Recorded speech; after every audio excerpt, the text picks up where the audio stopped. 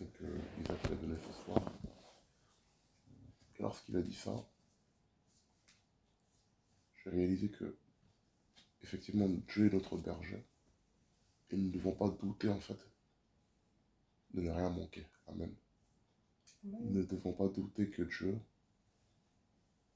est capable de tout nous donner au moment opportun. Amen. Amen. Nous ne devons pas douter de la capacité de Dieu de faire ce qui est grand pour nous, en fait. Et nous ne devons pas douter de qui nous sommes aussi. Amen. Nous sommes ses brebis. Et le bon berger donne ce qu'il y a de bon pour ses brebis. Même si parfois, des fois, il y a des situations qui peuvent être difficiles. Même si parfois, on passe par des moments, des pâturages qui ne sont pas des fois verts. Mais la finalité, c'est le vert pâturage. Amen. On peut traverser des moments difficiles, on peut tout peut arriver, mais la finalité, c'est le vert pâturage. Et le vert pâturage, c'est tout simplement sa présence. Amen. Amen. C'est tout simplement sa présence. Et je veux vraiment que nous soyons sa présence. Je veux que nous nous éloignions de tout ce qui est vil et que nous nous consacrons à lui. Car en lui, nous ne manquons rien. Amen. Nous ne manquerons de rien. Amen. Et dans le monde, on manquera de tout. Amen. Dans le monde, on manquera d'amour, on manquera d'affection, on manquera de protection, on manquera de tout. Mais David a compris que l'Éternel est celui en qui on ne manquera jamais de rien. Amen. Il a compris qu'en l'Éternel, il ne manquera jamais de soutien. Il ne manquera jamais de protection. Il ne manquera jamais de conseils. Il ne manquera jamais d'amour. C'est ça quand David arrive à installer, arrive à dire que l'Éternel est mon berger. Je ne manquerai de rien. Amen. Parce qu'il sait que dans la situation où il va, il sait que le chemin où qu'il emprunte, il sait que ce qu'il va entreprendre, l'Éternel demeure son berger. Amen. Et tant que tu as cette assurance-là que l'Éternel est ton berger dans tout ce que tu entreprendras, dans tout ce que tu feras, Dieu ne t'abandonnera jamais. Amen.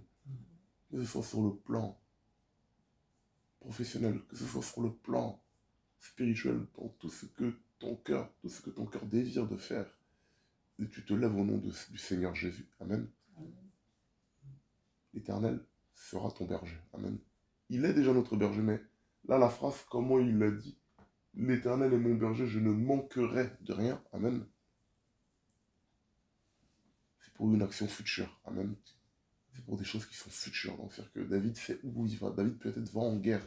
David peut-être va faire une nouvelle réforme dans le pays d'Israël. David va avoir une pensée pour le peuple ou une vision. Il se projette dans cette vision-là et il réalise que l'Éternel est son berger. Amen. Et qu'il ne manquera de rien. Amen. Car l'Éternel est notre étendard. L'Éternel est celui qui nous précède. C'est l'Éternel qui nous précède dans nos pas. Amen. Dans tout ce que nous allons entreprendre. Voilà pourquoi il dit, l'Éternel est mon berger, je ne manquerai de rien. Amen. Le berger a déjà précédé les brebis sur les verts pâturages. Donc pour que le pâturage soit bien vert, il faut qu'il aplanisse nos pas. Amen. Il faut qu'il aplanisse le chemin pour nous. Amen. Il faut qu'il taille tous les chemins qui sont rocailleux pour que nous puissions passer. Amen. Voilà pourquoi David est arrivé à dire que l'Éternel est son berger et il ne manquera jamais de rien. Amen. Amen. Que vraiment le nom du Seigneur soit béni. Nous ne manquerons jamais de rien. Et cette maison n'a jamais manqué de quoi que ce soit. Depuis que nous sommes petits. Amen. Jusqu'aujourd'hui. Dieu a toujours suscité l'un d'entre nous pour que cette maison reste debout. Amen. Amen. C'est en ça nous voulons la main de l'Éternel. Et pas que. Notre santé. Notre manière de nous tenir. Amen. Toutes ces choses Il est notre berger.